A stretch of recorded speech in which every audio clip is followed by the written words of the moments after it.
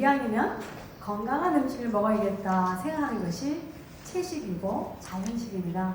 사찰 음식은 거기 하나를 더해서 생명도 받아야 되고 건강도 받아야 되고 지혜, 스님들한테는 수행이죠.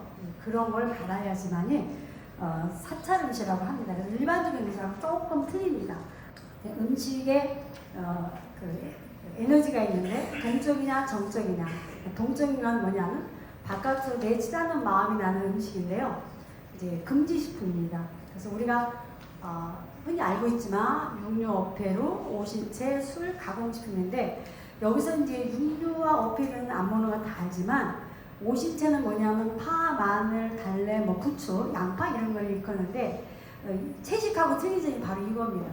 익혀 먹으면 음력이 나고 날로 먹으면 화가 난다. 그래서 음식에 에너지가 있는데 이거는 수행식이기 때문에 그렇습니다.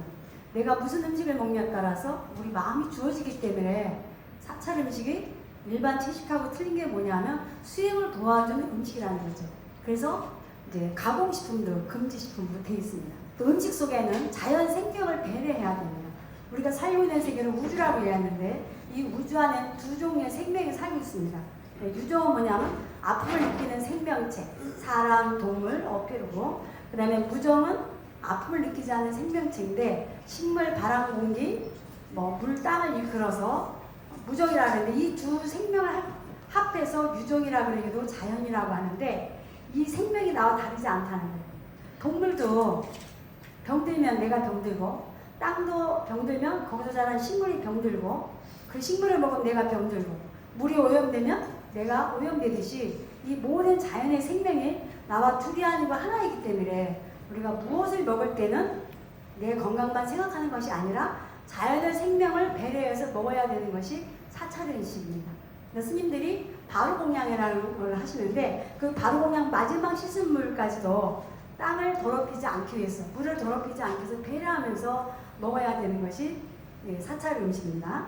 우리가 일반적인 생명은 뭔가 지배하는 생명관을 갖고 있습니다.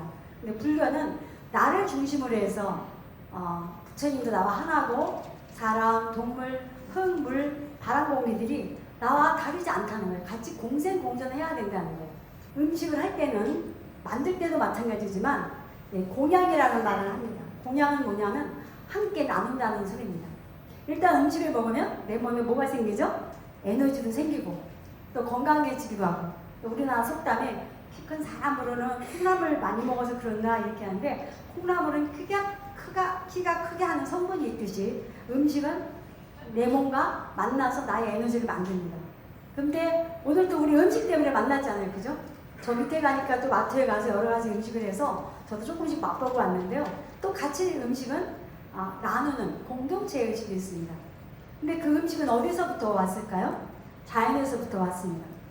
불교는 더 큰 의미의 자연의 생명들을 배려해야 되는 것이 기본으로 깔고 있습니다. 열반경이라는 경전에 이런 말이 나옵니다. 사람들이 어려운 일이 있으면 부처님한테 상담을 하는 거예요. 아이가 말을 안 들어요. 공부를 못해요. 이웃 간에 갈등이 있어요. 돈을 못 벌었어요. 몸이 아파요. 그럼 이야기를 다 듣고 상대편에게 질문하는 거예요. 당신은 무슨 음식을 먹고 사십니까?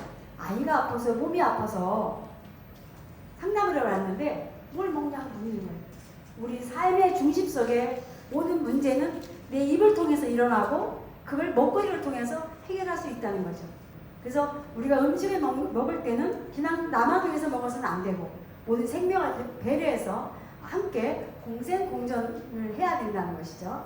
육식을 금지시킨 이유는 불교의 생명 존중하기 때문에 그렇습니다. 그래서 자연의 모든 생명을 행복하게 해준다. 음식을 통해서 건강한 몸, 맑은 성분, 좋은 에너지를 받고 또 가족 간의 행복과 화목을 줍니다. 한국의 사찰 음식의 특징은 뭐냐면 제철 음식을 먹는 겁니다. 자연의 생명을 거스르지 말아라는 겁니다. 병이 일어나니 계절에 따라서 음식을 취해서 먹으면 병을 예방할 수도 있고 치료할 수도 있다. 음식은 자연의 생명을 통해서 날씨가 추울 때 자라는 음식은 추위에 견디게 해주고 더울 때 먹은 음식은 더위를 견디게 해주는 일이 할 수 있기 때문에 계절의 음식을 먹는다는 것은 내 생명도 온전하게 만들지만 자연의 생명들이 행복하게 해주는 일 중에 하나이기 때문에 우리가 명상이든지 수행을 할 때는 음식이 바꿔지지 않으면 안 됩니다.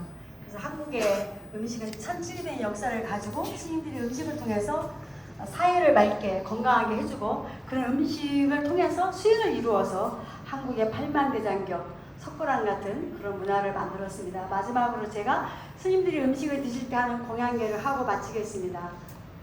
한 방울의 물에도 온 우주의 생명이 들어있고 한 알의 곡식에도 만인의 노고가 담겨져 있습니다. 정성으로 마련한 이 음식으로 배고픔을 달래고 바른 마음으로 바른 생활을 하여 인류를 위하여 봉사하겠습니다. 감사합니다.